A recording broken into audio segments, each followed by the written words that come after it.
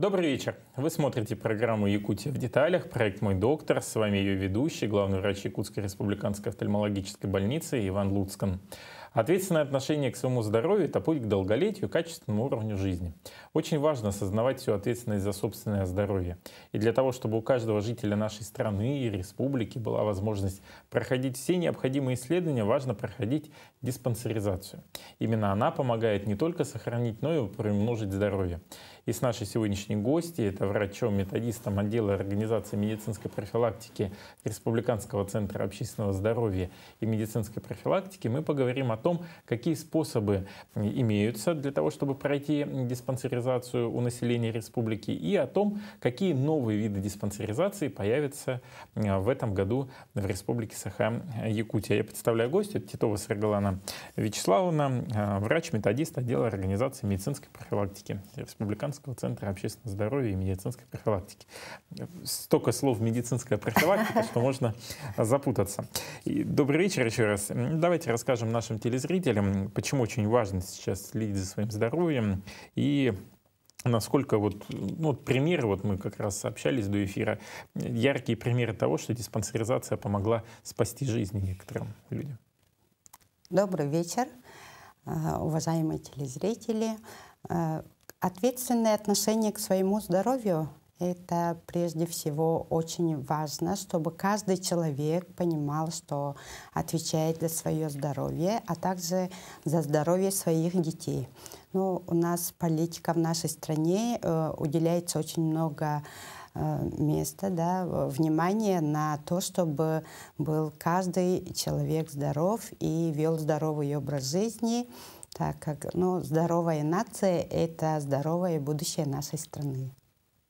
А вот из примеров, диспансеризация, которая проводится уже, больше 10 лет, мне кажется, если память не изменяет, вот такой именно глобальный проект, не считая период Советского Союза, вот насколько она эффективна, и вот примеры, самое главное, что человек обратился, а у него потом выявилась или онкология, или какое-то опасное сердечно-сосудистое заболевание. Да, диспансеризация проводится довольно давно, и мы работаем, чтобы каждый человек, люди, наше население было информировано, для чего важно проходить диспансеризацию. Диспансеризацию нужно обязательно проходить с той целью, чтобы выявить факторы риска возникновения неинфекционных заболеваний, а также выявления тех же неинфекционных заболеваний. К ним относятся онкологические заболевания, заболевания сердечно-сосудистой системы, сахарный диабет и заболевания органов дыхания. Эти все заболевания, к сожалению, приводят очень... В структуре всех заболеваний они составляют около 70%, и 40%, около 40% из них это, можно было избежать некоторых сложных, запущенных заболеваний, если бы человек проходил диспансеризацию и вел здоровый образ жизни, следил за своим здоровьем. По последним данным, статистика, что у нас говорит, за 2023 год у нас в республике прошли профилактические мероприятия, около 288 тысяч человек. И в результате диспансеризации выявлены факторы риска. Это в основном у нас в Якутии. Это неправильное питание, низкая физическая активность, последние годы, высокие цифры. А также выходит курение, тоже в первых рядах, и избыточная масса тела. Из заболеваний больше всего, конечно, половина выявляется, больше 40%, это заболевания сердечно-сосудистой системы. А также у нас выявляется заболевание органов дыхания, в последнее время, сами знаем, после ковидное время, орган дыхания тоже страдает. А также хотелось бы отметить, наши медицинские работники в республике выявили, даже точно могу сказать, 468 случаев онкологических заболеваний в результате только диспансеризации. Да? Ну, как бы это сухие цифры, а если взять каждого человека, Почти 500 человек, да, 500 конечно, человек, очень... мы фактически сказать, что спасли жизнь. Да?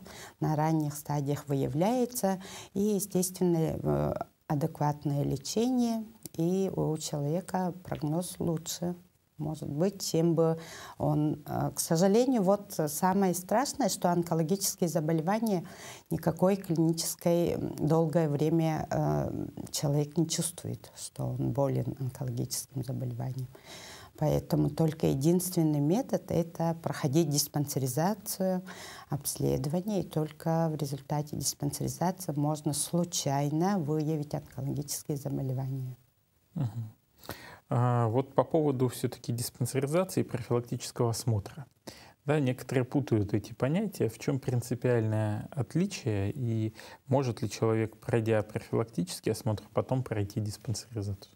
Ну или наоборот?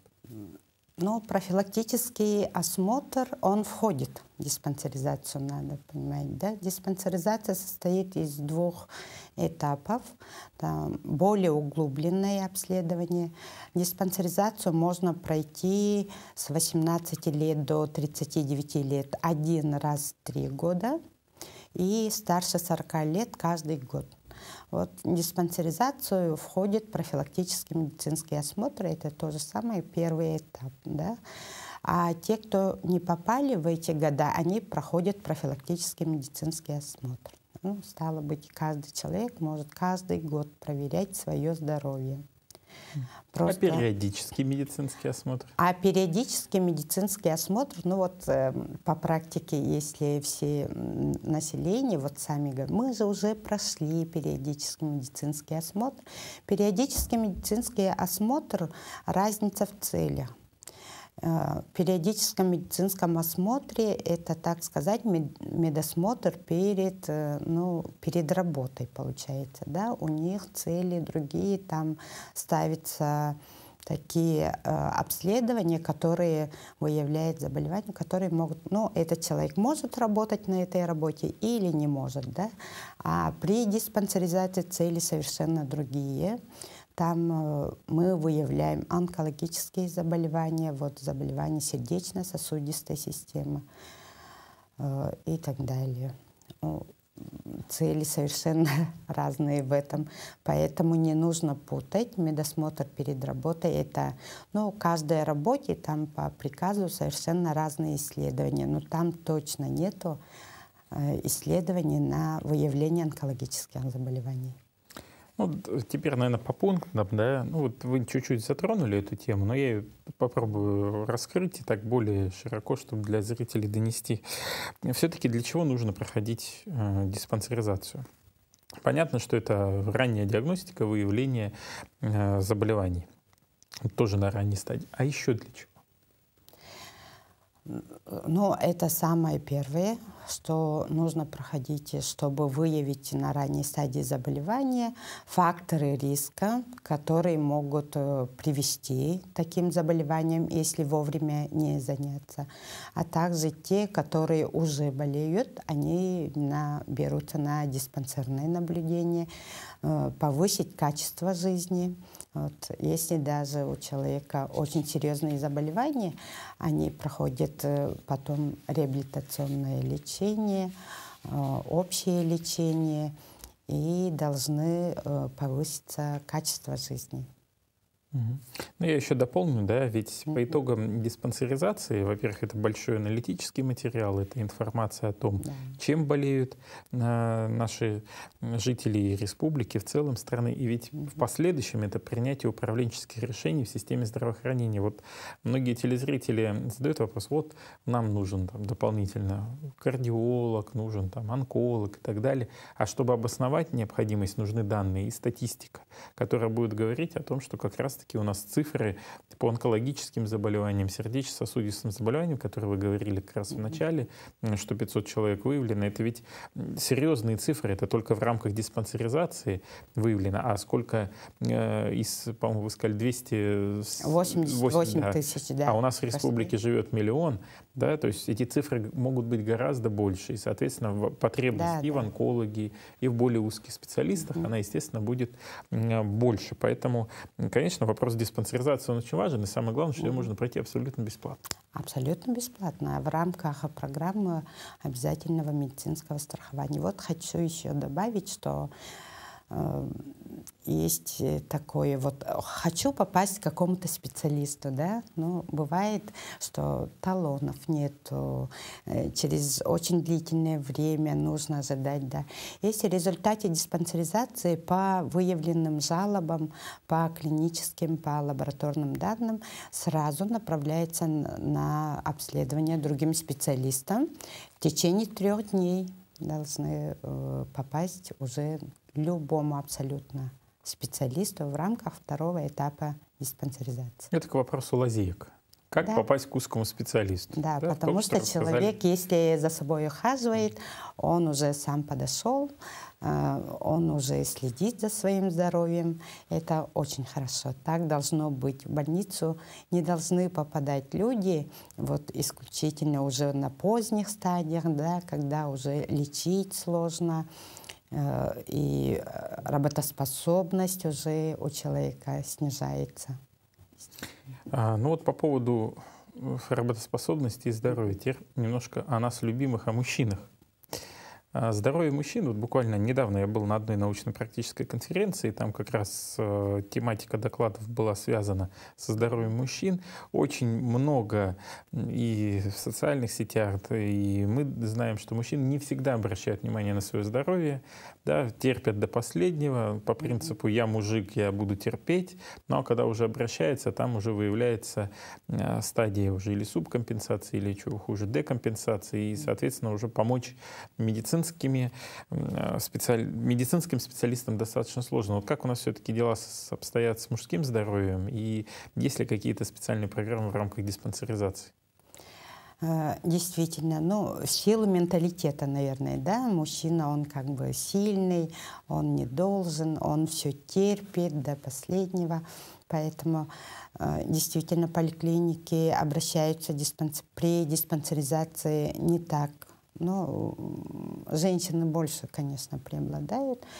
Но на сегодняшний день есть новые, вот в конце прошлого года Министерством здравоохранения Российской Федерации принят новый приказ, при котором еще есть такой момент, когда мужчины работают, и просто так пойти в поликлинику, чтобы пройти диспансеризацию.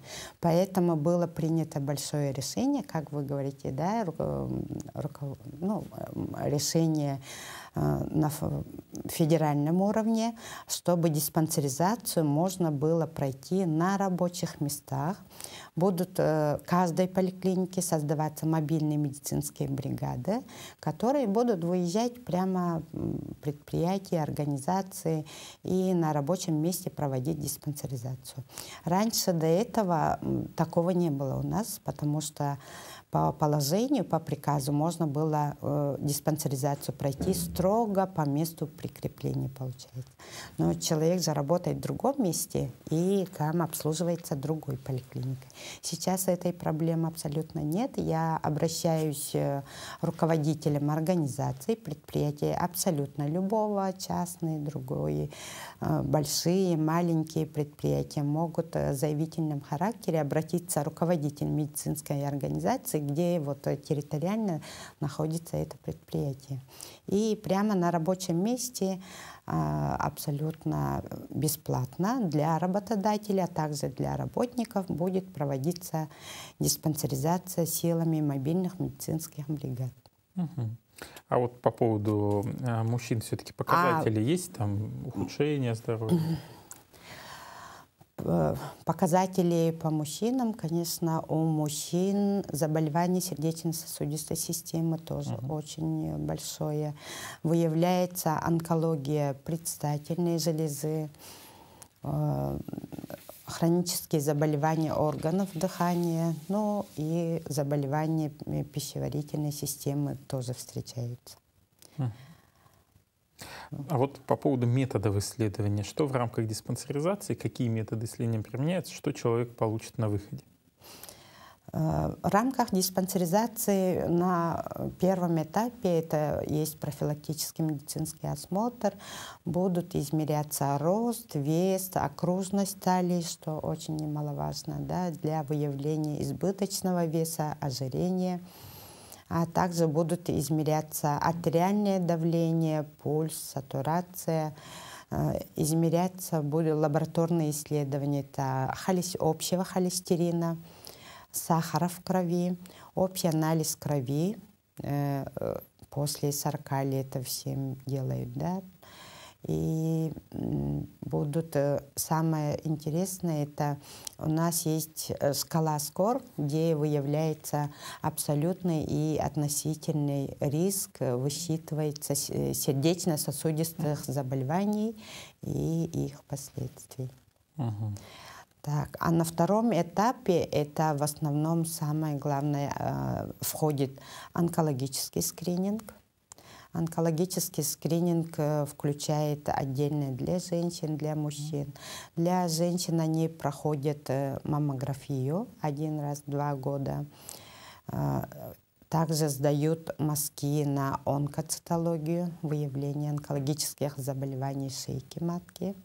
Для мужчин проводится анализ крови на простат, специфический анализ. ПСА, так называемый. ПСА, да, анализ.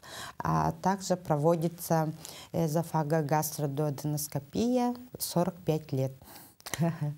Ну, для тех, кто не сведущ, эзофагогастродуоденоскопия — это глотнуть шланг до 12 перстной кишки. И еще, естественно, проводится осмотр видимых слизистых и кожи. Очень много встречается онкология кожи тоже, да. Осмотр онкологам, хирургам, урологам, гинекологам. Так, и в конце осмотр врачом-терапевтом, определяется группа здоровья, определяется, если у человека выявляются факторы риска и заболевания неинфекционные, группа диспансерного наблюдения, направляются на реабилитацию, санаторно-курортное лечение и направляются на диспансерное наблюдение у участкового терапевта, чтобы для дальнейшего лечения. Также могут направляться, если есть показания на высокотехнологическую медицинскую помощь. Вот. Ну вот какие-то инновации в этом году будут в рамках проведения диспансеризации? Потому что все-таки ковидное время, после его окончания, пока сложно сказать, все равно у нас ковид встречается, есть и небольшие подъемы заболеваемости, но тем не менее та основная масса людей, которая переболела, с 2021 года начала приглашаться на проведение диспансеризации именно после перенесенного ковида.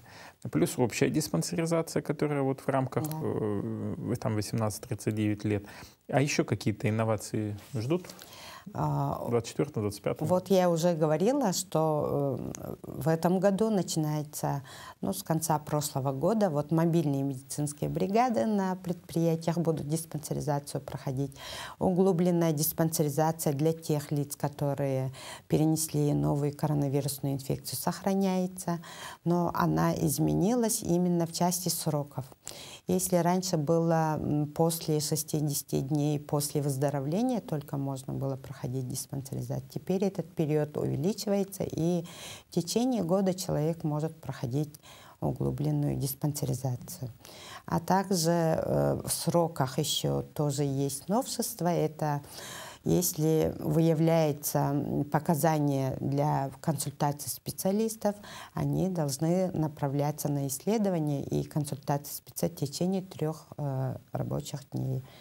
И самое большое наше, я прям с гордостью могу сказать, да, очень актуальное на сегодняшний день появляется, планируем, вот уже практически запускаем, диспансеризация для оценки репродуктивного здоровья как женщин, так и мужчин. А вот как она будет проходить? Есть уже какой-то определенный порядок? Да, порядки уже сформированы, тарифы, да, эта диспансеризация тоже будет проходить абсолютно бесплатно для населения. В системе вошло ОМС, да, территориальная программа ОМС вошло. Оно тоже будет в 2 этапах проводиться, но немножко другими, да, вот для женщин оно будет проводиться в основном акушерами, гинекологами. Там будут браться анализы. Вот эта диспансеризация коснется лиц с 18 лет до 49 лет. Ну, то есть репродуктивный возраст. И женщины будут проходить дополнительно, помимо маммографию, плюс еще будут ультразвуковое исследование молочной железы, которой у нас раньше не было. Будут браться анализы, соответственно, на онкоцитологию, а также на общие исследования мозгов. Также дополнительно с 18 до 29 лет будут браться анализы на инфекции, передающиеся половым путем, по методам ПЦР. Раньше это только платная услуга, помните, было, да? Да. И для мужчин будет исследование отдельно. Это врачом-урологом осмотр будет. Но некоторых улусах нету, поэтому если нету врача-уролога, врачом-хирургом, который прошел дополнительные образовательные по репродуктивной функции здоровья мужчин. Также для мужчин тоже будут браться мазки на исследование, а также тоже инфекции, передающиеся половым путем. УЗИ предстательной железы будет проводиться для мужчин. Осмотр, пальпация полностью врачом-урологом. Наверное, вопрос такой общий. Я решил заняться своим здоровьем и записаться на диспансеризацию. Мои действия. На сегодняшний день мы знаем все, у людей нет свободного времени, сидеть в поликлиниках в очередях, такого сегодня уже нет.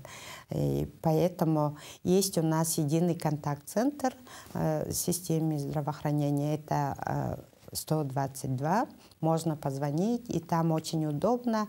Оператор направляет, какую больницу, прикреплены куда хотите записаться, если на диспансеризацию. Определенный день, удобный для гражданина, записывают, и он приходит. Диспансеризация проходит очень быстро, в один день. В один день он проходит все обследования, и когда будут результаты, врач тоже записывает и приглашает на озвучивание вердикта, так можем сказать, да? Удобное тоже для гражданина время, запись по времени.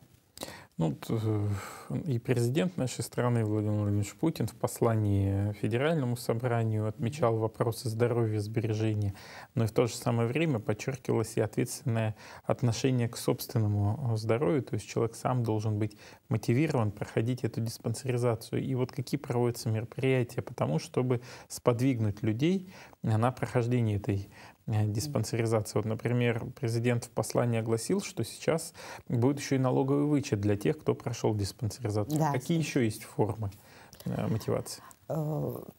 Нашим отделом совместно Министерством здравоохранения, чтобы информировать людей, дополнительно мотивировать, да, проводится очень много мероприятий, и были проекты, неплохие проекты. В прошлом году, по-моему, да, летом, на базе МФЦ мы проводили анкетирование для населения. Те, кто подошел на МФЦ, они проходили анкетирование и сразу записывали на диспансеризацию каждую поликлинику, в которой человек прикреплен.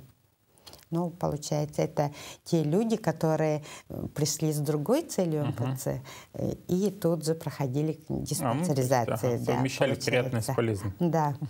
И мы запустили пилотный проект в прошлом году очень успешно, ну, как бы не на базе, а вот подведомственные предприятия окружной администрации города Якутска. Мы с ними очень тесно сотрудничаем, работаем, проводим информационную работу. И конкретно отделы кадров нам предоставили, сколько человек работает, да, сколько человек подлежит диспансеризации, профилактическому медицинскому осмотру. И в результате этой работы в прошлом году работники подведомственной меры, они прошли профилактические мероприятия практически 90%. Да. И также в прошлом году мы запускали, ну, не первый раз, конечно, да, пилотный, «Добрый вечер, доктор». Вот все люди работают, у никого времени нету, да. В этом проекте участвовали все поликлиники города Якутска, также участвовал город Нерюнгри, город Мирный, Алдан. Мы использовали на базе КАМАЗов ПМК. Ну, ПМК. Передвижные медицинские, да, передвижные медицинские комплексы. Они были поставлены на самых видных местах, в центре, на площадях, а также на торговых центрах тоже проводилась диспансеризация. Тоже получается, люди пришли в торговый центр и заодно могли пройти диспансеризацию. Это еще проходило в вечернее время, чтобы людям было удобнее после работы, когда у них есть время. Вообще, какие основные принципы ведения здорового образа жизни? И модно ли это? На сегодняшний день, я считаю, введение здорового образа жизни — это очень модно. Очень отрадно видеть, что молодежь уже с таким сознательно подходит к своему здоровью. Основные принципы — это, конечно же, соблюдение режима дня, сна, отдыха, профилактика стрессов, всегда быть на позитиве, хорошим настроением, улыбаться. И самое важное — это рациональное питание. Рациональное питание.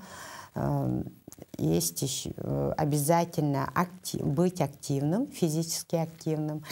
Но самое простое — это каждый человек может, если некогда сходить в спортивные залы, хотя у нас очень много, да, возможностей таких, 10 тысяч шагов. Это очень актуально, не требующие никаких денег, никаких вложений.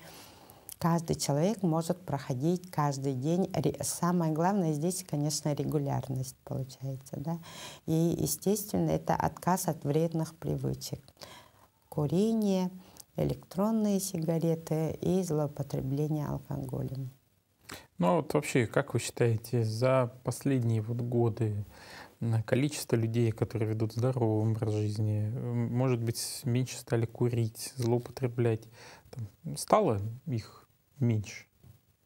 Ну, я думаю, больше кто ведет ЗОЖ и меньше тех, кто курит. Но работа проводится, но Министерством здравоохранения, всеми медицинскими организациями. И последнее время, к сожалению, курение, если бы даже курение снижается, выходит наряду с ним курение электронных сигарет, да, особенно молодежи. Но будем работать. На федеральном уровне это тоже законодательно. Федеральный закон 15, он был постоянно обновляется, дополняется. И если электронные сигареты в свое время не было должного внимания, ну, считалось как бы даже не как курение, да, продавалось. Сейчас оно приравнено как полноценное курение, и в общественных местах нельзя курить, как раньше можно было, да. Но на сегодняшний день, по моим наблюдениям, лучшую сторону меняется сознание людей, и больше людей занимается своим здоровьем, вот, физической активностью. Нашей работе, вот, Центр общественного здоровья, да, не только диспансеризация знаний, очень разносторонняя у нас работа есть. Отделы, которые занимаются вот корпоративными программами, муниципальными программами. Вот корпоративные программы у нас есть пилотные пока, ну, большие предприятия, которые очень активно занимаются вот сохранением своего здоровья. Они вот прямо на уровне очень заинтересованы. Каким образом? Они принимают программу, и, ну, различные у них программы, у каждого свое получается, да. И вот мы у них проверяем, изначально проверяли здоровье, состояние здоровья, потом ежегодно это здоровье тоже проверяется. Очень много людей, у них программа, вот, как сказать, практически, ну, бесплатно, и правком этого предприятия заинтересован, поэтому вот кто-то ходит на бассейн. Ну, вот получается, для работника это бесплатно, оплачивает профсоюзный этот. Кто-то занимается футболом, у кого-то вот МФЦ очень часто много они ходят, вот мотивация повышается, да, если на уровне организации у них свои программы, и у них соревнования, кто больше будет ходить, и человек втягивается постепенно. Вот в нашей работе тоже как бы корпоративная программа запущена. Я могу, вот, например, на собственном опыте. Раньше я ездила на машине постоянно, ну, работа сидячая, да, и никогда не задумывалась о том, что я буду ходить пешком, бегать. Вот. И с позапрошлого года, помните, у нас министерством, нет, прямо на федеральном уровне было движение 10 тысяч шагов. Да, да, помню. Да, и тоже там соревновательный характер, и между предприятиями, между регионами был такой, ну, драйв, можно сказать. И с тех пор в нашей работе очень много людей стали уже после этого конкурса постоянно уже втянулись, ходят. И зимой, летом постоянно ходят пешком. Это очень хорошо, мне кажется, даже вот не отходя от себя, да, своим примером показывать. Вот живу я на Залаге, и вот есть же у нас набережная, да, очень, там тоже и летом, зимой, осенью, в любое время года постоянно, абсолютно очень разный возраст, и старшего поколения, молодые, кто на велосипеде, кто бегает, кто ходит, кто занимается скандинавской. В парке у нас очень много активно. Отрадно видеть, что движение вперед идет. Да, есть уже хорошие такие предпосылки, что все-таки человек уже осознание приходит того, что нужно следить и сохранить свое здоровье с молоду. Ну и давайте в завершении нашей беседы, наверное, напомним сроки проведения диспансеризации и какой возраст для тех людей, которые хотят обратиться за проведением ее. Еще, повторяюсь, диспансеризацию проходят с 18 лет до 39 лет каждые 3 года. А также старше 40 лет это проводится ежегодно.